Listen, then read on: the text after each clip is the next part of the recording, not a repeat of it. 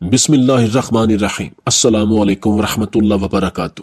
ایک دن صبح کے وقت چند لوگ ایک 15 سالہ لڑکی کو پکڑے ہوئے سلطان صلاح الدین ایوبی کی عدالت میں حاضر ہوئے۔ سلطان نے وجہ پوچھی تو لوگوں نے بتایا کہ ہم نے اسے ایک گھر میں چوری کرتے ہوئے رنگے ہاتھوں پکڑا ہے۔ جب سلطان نے اس لڑکی سے پوچھا تو اس لڑکی نے اپنے جرم کا اقرار کر لیا۔ سلطان بڑے حیران تھے کہ یہ ایک چھوٹی سی عمر کی لڑکی ابھی سے ان کاموں میں پڑ گئی ہے۔ سلطان نے اس لڑکی کے والدین کو اپنی عدالت میں بلایا اور انہیں اس لڑکی کے چوری کرنے کے بارے میں بتایا تو اس لڑکی کے والدین نے کہا کہ سلطان معظم، ہمیں کسی چیز کی کوئی کمی نہیں ہے، ہماری بیٹی کی بس اب یہ عادت ہو چکی ہے، لہٰذا اس کی جو بھی سزا بنتی ہے آپ ضرور دیں تاکہ یہ چوری کرنے سے باز آ جائے۔ سلطان نے اسے 2 سال کی قید کی سزا سنا دی اور اس لڑکی کو جیل خانے میں بند کروا دیا۔ وقت گزرتا رہا اور سلطان صلاح الدین ایوبی رحمت اللہ علیہ اکثر سرد راتوں میں اپنی رعایا کا حال جاننے کے لیے بھیس بدل کر گلیوں کا گشت کرتے تھے۔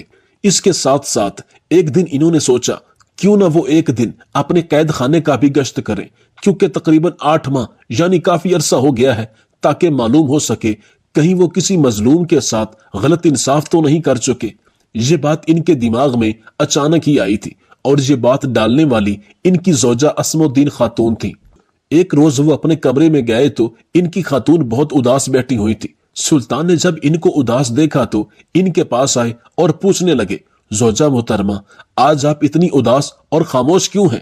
جب بھی ہم کمرے کے اندر آتے ہیں تو آپ چہک جاتی ہیں اور ہمارا بہت شاندار طریقے سے استقبال کرتی ہیں، لیکن آج آپ نے ہمارا استقبال بالکل بھی نہیں کیا، بلکہ ہماری جانب مسکرا کر دیکھا بھی نہیں۔ سب خیریت تو ہے نا؟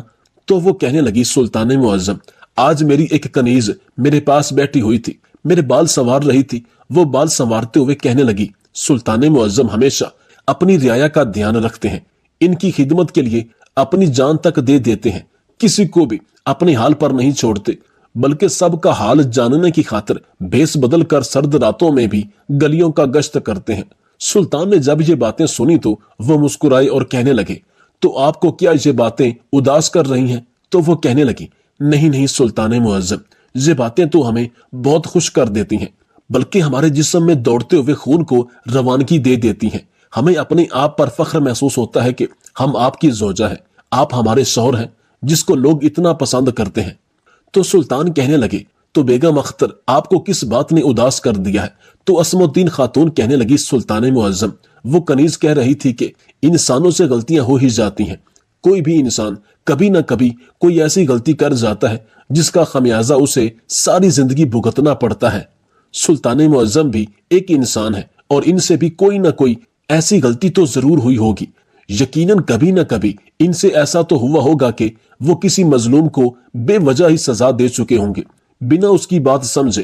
یہ بات سن کر سلطان صلاح الدین ایوبی رحمت اللہ علیہ کہنے لگے، میں نے کبھی بھی کسی کی بغیر بات سمجھے سنے اس کو سزا نہیں سنائی، بلکہ میں پورے معاملے کی تحقیقات کرتا ہوں، لیکن میرے دل میں بھی یہ خیال آیا ہے، کیا پتا آپ سے کبھی ایسا کچھ ہو گیا ہو جس کی وجہ سے آپ کے سامنے ایسا پیش کیا جا رہا ہو کہ وہ انسان ظالم ہے لیکن وہ انسان مظلوم ہو اور آپ ناحق اس انسان کو سزا دے چکے ہوں۔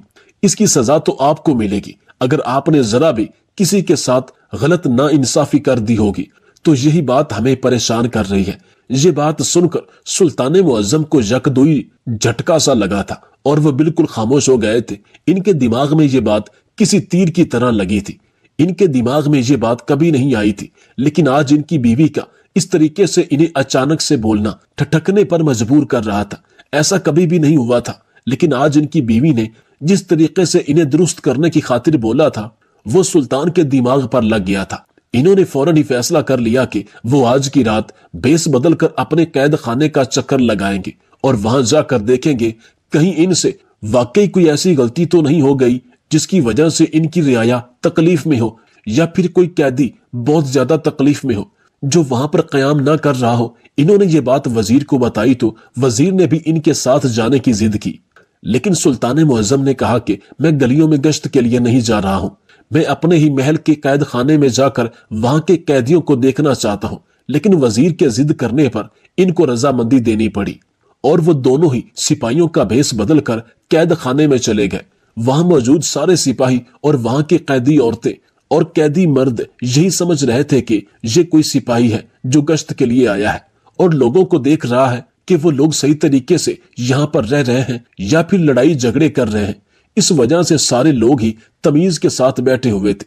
وہ چلتے جا رہے تھے اور ایک کونے میں جیسے ہی ان کی نظر پڑی تو وہ ایک پل کے لیے بالکل ساکت ہو گئے، کیونکہ ایک لڑکی کی حالت انہیں بالکل ٹھیک نہیں لگ رہی تھی۔ وہ ایک حاملہ عورت لگ رہی تھی، اور وہ بھی کوئی 2 یا 3 مہینے کی نہیں بلکہ 7-8 مہینے کی۔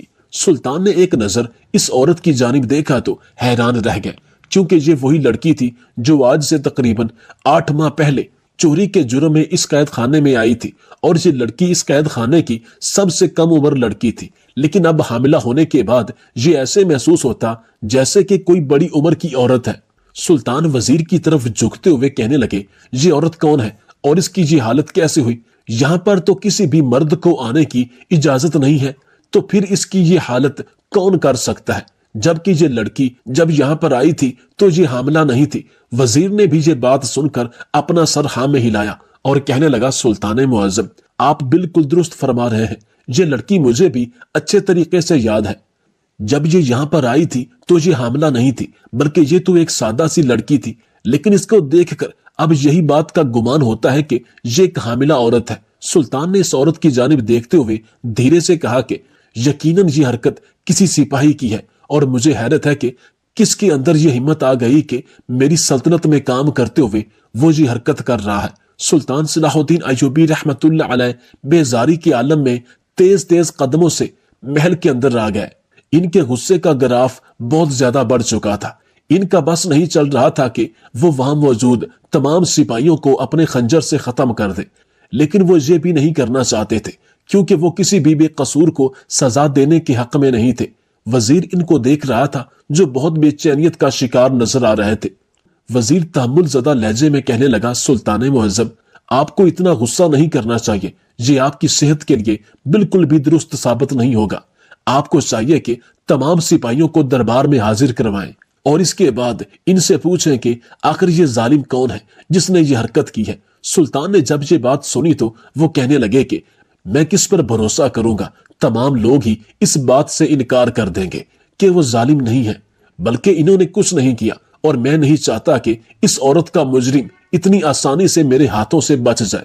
اگر وہ میرا کوئی سپاہی ہوا یا پھر کوئی باہر کا مرد ہوا جو زبردستی قید خانے میں گھس کر یہ حرکت کر کے گیا ہوگا، یقین مانو وزیر، آج اس کی ہستی مٹا دوں گا۔ اس انسان کا نام و نشان اس دنیا میں قائم نہیں رہے گا۔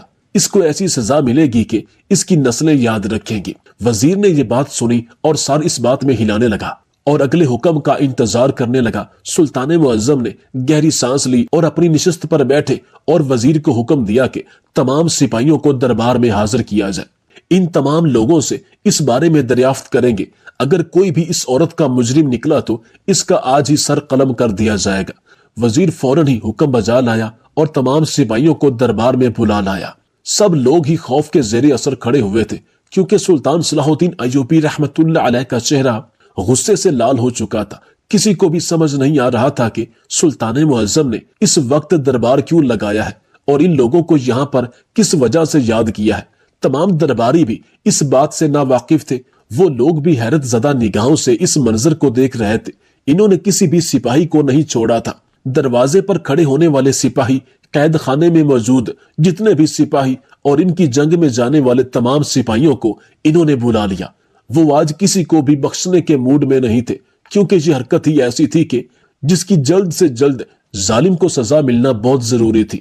یہ بات اندر خواتین میں بھی پھیلی کہ سلطان معظم نے آج دربار میں اپنے تمام سپاہیوں کو مجرم بنا کر کھڑا کیا ہوا ہے۔ تو عورتوں میں بھی چہم گوئیاں ہونے لگیں کہ آخر ایسا کیا ہو گیا ہے جس کی وجہ سے سلطان معظم نے اپنے سپاہیوں کو سزا دینے کے لیے بلا لیا ہے۔ اسم الدین خاتون کو جب یہ بات پتا چلی تو وہ فوراً ہی سمجھ گئی کہ قید خانے میں کچھ تو گڑبڑ ہوئی ہے، جس کی وجہ سے سلطان نے یہ قدم اٹھایا ہے۔ وہ اپنی نشست سے فوراً اٹھی اور جالی کے پاس جا کر اندر موجود دربار کا منظر دیکھنے لگی۔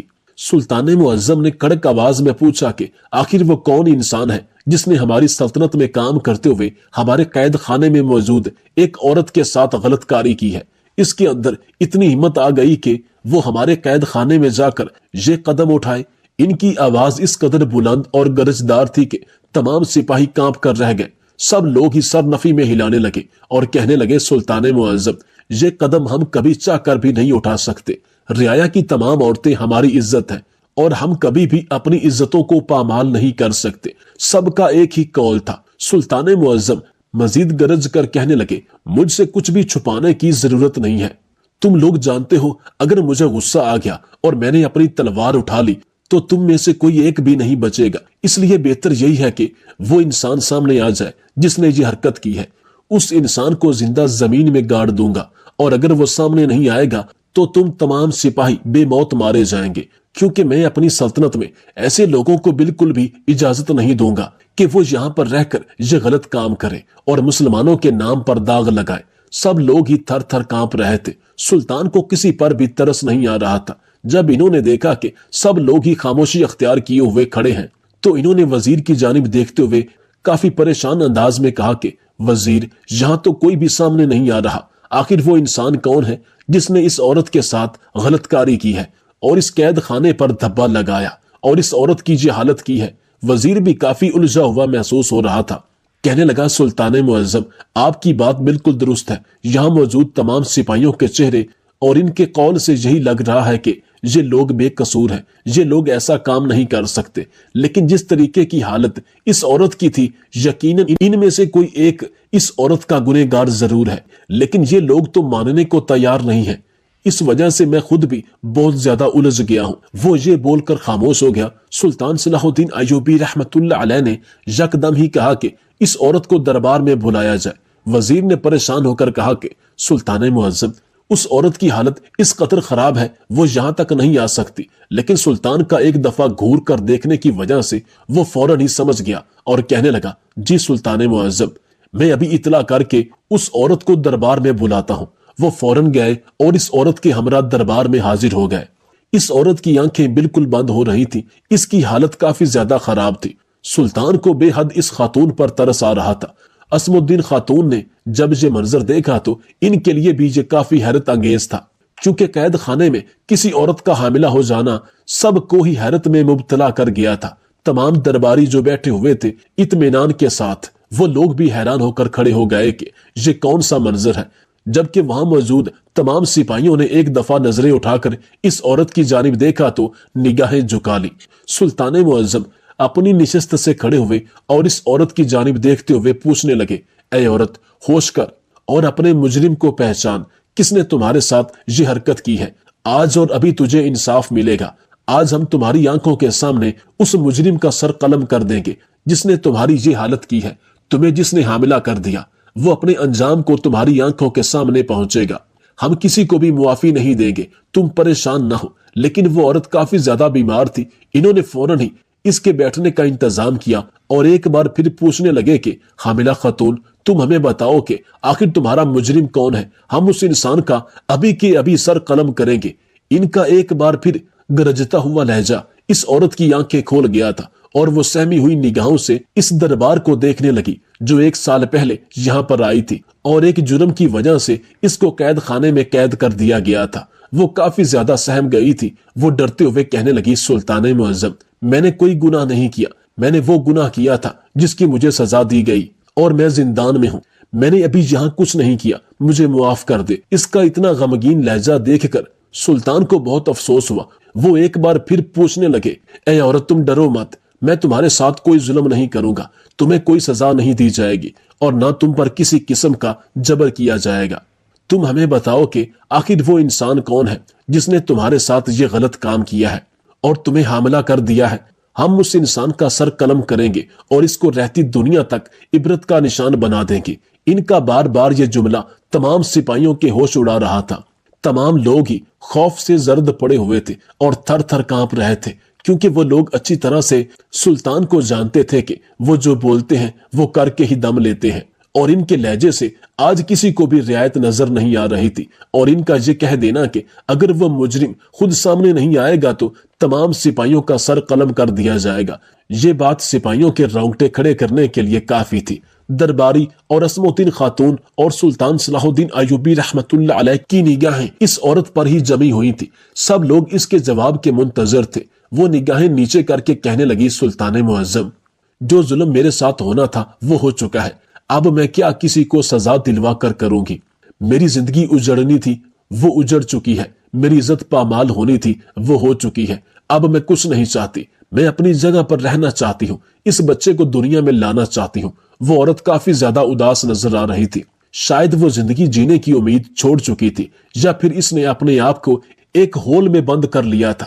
وہ اپنی عزت کو اچھالنا نہیں چاہتی تھی، لیکن سلطان صلاح الدین ایوبی رحمت اللہ علیہ اس عورت کے گناہ گار کو کسی صورت بھی معاف کرنے کے ارادے میں نہیں لگتے تھے، کیونکہ وہ جانتے تھے کہ اس لڑکی کو چوری کرنے کی سزا 2 سال میں نے ہی سنائی تھی، لیکن اب یہ لڑکی حاملہ ہو چکی ہے، اور اگر اس کو انصاف نہ ملا تو اس کا گنہگار روز قیامت میں ہی ہوں گا۔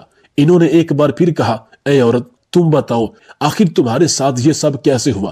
تو اس عورت نے سر اٹھا کر ان کی جانب دیکھا اور کہنے لگی، سلطان معظم، میں نہیں جانتی ہوں کہ ان میں سے کون میرا مجرم ہے، کیونکہ جب یہ آدمی میرے ساتھ غلط کاری کرنے کی کوشش کرتا تھا میں ہوش میں نہیں ہوتی تھی، میں ہاتھ پاؤں سے بیگانہ ہو جاتی تھی، نہ جانے وہ مجھے کیا نشہ آور مشروبات پلاتا تھا جس کو پیتے ہی میں ہاتھ پاؤں سے بیگانہ ہو جاتی تھی۔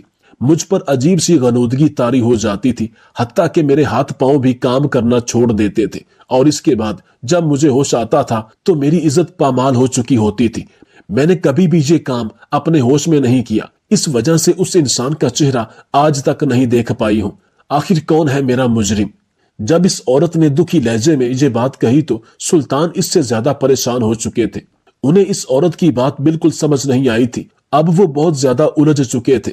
اتنے سارے سپاہیوں میں سے اس عورت کا مجرم ڈھونڈنا ان کے بس میں نہیں تھا۔ وہ پریشان ہو کر اپنی نشست پر سر پکڑ کر بیٹھ گئے تھے۔ انہیں سمجھ نہیں آ رہی تھی کہ آخر کون ہے وہ جس نے یہ کام کیا ہے۔ جب وزیر نے انہیں اتنا الجھا ہوا دیکھا تو تمام لوگوں کو واپس بھیج دیا اور اس عورت کو بھی زندان میں ڈال دیا گیا، لیکن اس کی جگہ اس عورت کے لیے تھوڑا خاص کرم کر دیا گیا تھا، کیونکہ وہ ایک حاملہ عورت تھی اور کسی بھی ایسی عورت کو سلطان تکلیف نہیں دیتے تھے۔ سلطان معظم کافی الجھے ہوئے تھے۔ جب اپنے کمرے میں گئے تو ان کی بیوی دیکھ کر ان کو مسکرائی، ان کا استقبال کیا اور کہنے لگی، سلطان معظم، ہم جانتے ہیں کہ آپ بہت زیادہ پریشان ہیں، آپ کی پریشانی کی وجہ وہ عورت ہے اور آپ اس کے گناہ گار کو ڈھونڈ نہیں پا رہے۔ ان کی یہ بات سن کر سلطان صلاح الدین ایوبی رحمت اللہ علیہ نے تکلیف سے سر اس بات میں ہلایا اور کہنے لگے، اسم الدین خاتون، ایسا محسوس ہوتا ہے کہ جیسے اس عورت کے مجرم ہم ہیں، کیونکہ ہم نے اپنے قیدی کا دھیان نہیں رکھا، جس کی وجہ سے اس عورت کے ساتھ یہ ظلم ہو گیا۔ اگر اس عورت پر دھیان رکھتے یا پھر اپنے قیدی رعایا پر بھی نظر ثانی کرتے تو آج اس عورت کے ساتھ یہ سب کچھ نہ ہوتا۔ ہم ابھی تک پہچان ہی نہیں کر پا رہے کہ آخر اس عورت کا مجرم کون ہے۔ اسم الدین خاتون نے ان کی بات سنی اور وہ کہنے لگی، سلطان معظم، جس عورت کے ساتھ یہ سب کچھ ہوا ہے اس کو بولیں کہ وہ ایک ایک سپاہی کے قریب جائے اور محسوس کرے کہ کون اس کے قریب آیا تھا، اور جس نے بھی یہ حرکت اس کے ساتھ کی ہے اس کا سر قلم اپنے ہاتھوں سے کرے۔ یہ بات سن کر سلطان معظم نے کہا کہ میں آپ کی باتوں کا مطلب سمجھ نہیں پا رہا ہوں کہ وہ عورت سب کے قریب جا کر کیسے محسوس کر سکتی ہے۔ تو وہ کہنے لگی، میں دعوے سے کہہ سکتی ہوں کہ وہ عورت اس انسان کو پہچان لے گی جو اس کے قریب آیا ہوگا، کیونکہ وہ عورت اپنے جسم پر موجود اس لفظ کو کبھی نہیں بھول پاتی جو اس کو تکلیف دے کر گیا ہو یا محبت میں دیا گیا ہو۔ میں آپ کو دعوے کے ساتھ کہہ سکتی ہوں، آپ یہ عمل کریں، یقیناً فائدہ مند ثابت ہوگا، اور مجھے امید ہے کہ مطلوبہ مجرم سامنے آ جائے گا۔ ان کی بات سلطان صلاح الدین ایوبی رحمت اللہ علیہ کے دماغ پر جا لگی، اور اگلے دن انہوں نے ایک بار پھر تمام درباریوں کو بلایا اور اس عورت کو بلا کر یہی عمل کرنے کے لیے کہا۔ پہلے اس عورت کی دیکھ بھال کی گئی، اسے مکمل طور پر ہوش میں لانے کے لیے دوا دی گئی۔ بعد میں اس عورت نے پریشانی سے سلطان معظم کی جانب دیکھا، لیکن ان کے زور دینے پر وہ عورت یہ عمل کرنے لگی۔ لیکن جب وہ تمام سپاہیوں کے قریب سے گزر گئی تو اس نے سلطان کی جانب دیکھتے ہوئے کہا کہ سلطان معظم، مجھے ایسا کسی کے پاس جا کر بھی محسوس نہیں ہوا ہے کہ کوئی میرے پاس آیا ہو۔ مجھے اچھے سے بے ہوشی میں بھی اس انسان کی خوشبو یاد ہے۔ ان میں سے کوئی وہ شخص نہیں ہے جو میرے قریب آیا تھا۔ سلطان صلاح الدین ایوبی رحمت اللہ علیہ بہت پریشان ہوئے اور انہوں نے فوراً ہی وزیر کی جانب دیکھتے ہوئے کہا کہ یہ تمام سپاہی ہیں یا پھر ان کے علاوہ بھی کوئی ہے جو یہاں پر موجود نہیں؟ ان کی بات سن کر وزیر کہنے لگا سلطان معظم یہ تمام لوگ یہاں پر ہیں، بس ایک سپاہی جس کی طبیعت کچھ مہینوں سے خراب ہے وہ اپنے کمرے میں آرام کر رہا ہے، اس وجہ سے وہ یہاں پر موجود نہیں ہے۔ یہ سن کر سلطان معظم یکدم اٹھے اور اس عورت کے ہمراہ اس جگہ پہنچ گئے جہاں پر وہ آدمی اپنی بیماری کے باعث زندگی بسر کر رہا تھا۔ وہ سپاہی نڈال ہو کر اپنے بستر پر گرا ہوا تھا۔ انہوں نے حکم دیا کہ اے عورت تم اس آدمی کے پاس جاؤ اور اس کو محسوس کرو کہ یہ تمہارے قریب آیا تھا۔ وزیر اور اس عورت نے سلطان کی جانب پریشان نگاہوں سے دیکھا کیونکہ اس سپاہی کی حالت اتنی خراب تھی کہ ان دونوں کو ہی اس پر ترس آ رہا تھا۔ عورت کہنے لگی سلطان معظم مجھے نہیں لگتا کہ یہ انسان میرا گنہگار ہے کیونکہ اس کی حالت تو پہلے ہی خراب ہے۔ یکدم ہی سلطان اس آدمی کی جانب دیکھتے ہوئے کہنے لگے ہو سکتا ہے یہی تمہارا گنہگار ہو، تم بھی کچھ مہینوں کی حاملہ ہو اور یہ بھی کچھ مہینوں سے بیمار ہے، کیا پتا اللہ پاک اپنا عذاب اس پر نازل کر چکا ہو اور اس کی یہ حالت ہو گئی ہو۔ انہوں نے اپنی تلوار اس عورت کی جانب بڑھائی اور کہنے لگے تم جاؤ اور محسوس کرو اگر یہ آدمی تمہارے قریب آیا تھا اور یہی تمہارا مجرم ہے، اگر تمہیں ایسا لگتا ہے تو اس کا سر قلم اسی وقت کر دینا۔ میں اپنی رعایا میں اس انسان کو پناہ دینا بالکل بھی ضروری نہیں سمجھوں گا جو میرے قید خانے میں ایک عورت کو حاملہ کر کے اس کے ساتھ غلط کاری کرے۔ ان کا لہجہ ہر احساس سے آری تھا۔ وہ عورت تلوار تھام کے قدم بہ قدم اس آدمی کی جانب گئی اور اس کو قریب سے محسوس کرنے لگی۔ اس کے چہرے کی رنگت بدل رہی تھی۔ اچانک اس عورت نے اس آدمی کا ہاتھ پکڑا اور اچھے سے اپنے چہرے پر ملنے لگی۔ یہ عمل وزیر کے لیے بہت حیرت انگیز تھا، جبکہ سلطان معظم بالکل اطمینان سے کھڑے ہوئے سب تماشا دیکھ رہے تھے۔ اچانک اس عورت نے اس تلوار کو بلند کیا اور اس کا سر دھڑ سے الگ کر دیا اور خون کا اس قدر تیز فوارہ نکلا جس سے وہ عورت، وزیر اور سلطان کے کپڑے بھی رنگ گئے۔ اس عورت کو بالکل یہ کرتے ہوئے رحم نہیں آیا تھا، بلکہ اس کی آنکھوں میں ایک الگ ہی جنون تھا۔ وہ سلطان معظم کی جانب دیکھتے ہوئے کہنے لگی سلطان معظم آپ درست فرما رہے ہیں، اس کا لفظ میرے جسم پر تھا، مجھے محسوس ہو گیا تھا کہ یہی میرا گنہگار ہے۔ اس نے ہی میری روح کو جھنجھوڑا تھا کیونکہ اس کی خوشبو بھی میں پہچان چکی ہوں اور اس کے ہاتھ کو بھی جو یہ مجھ سے بدکاری کرتے ہوئے میرے چہرے پر لگاتا تھا۔ اس کی خوشبو بھی مجھے ابھی تک یاد ہے جو میرے جسم میں بس چکی ہے۔ میں آپ کی شکر گزار ہوں جو آپ نے مجھے اس قابل سمجھا کہ میرے گناہ گار کو ختم کر دیا۔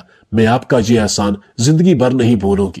اس کے لہجے میں کیا کچھ نہیں تھا، تشکر، اپنی زندگی پا لینے کی چمک۔ وہ عورت اس آدمی سے دور ہوئی اور سلطان کے برابر میں آ کر کھڑی ہو گئی اور ایسا تاریخی جملہ کہا جس نے سلطان صلاح الدین ایوبی رحمت اللہ علیہ کو جھنجھوڑ دیا۔ کہنے لگی کہ سلطان معظم آپ اس دنیا اور آخرت دونوں میں سرخ رو ہو گئے، چونکہ اگر مجھے آج میرا بدلہ نہ دیا جاتا تو میں روز قیامت اللہ تعالیٰ سے آپ کی شکایت کرتی کہ ایک میں نے جرم کیا جس کی سزا میں سلطان کی قید میں پا رہی تھی، لیکن وہاں مجھ پر دوسرا جو سب سے گھنونا کام کیا گیا، سلطان کے قید خانے میں سلطان کے سپاہی نے میری عزت پامال کر دی۔ یہ سنتے ہی سلطان نے کلمہ شکر ادا کیا اور اس عورت کو کہا کہ مجھ میں اتنی سکت نہیں کہ میں بروز قیامت کسی کا بوجھ اٹھا سکوں۔ پھر سلطان صلاح الدین ایوبی رحمت اللہ علیہ نے فوراً حکم دیا کہ اس عورت کو آرام دہ جگہ میسر کی جائے اور اس کی سزا کو ختم کیا جائے۔ وہ عورت بہت زیادہ حیران نگاہوں سے سلطان کی جانب دیکھ رہی تھی۔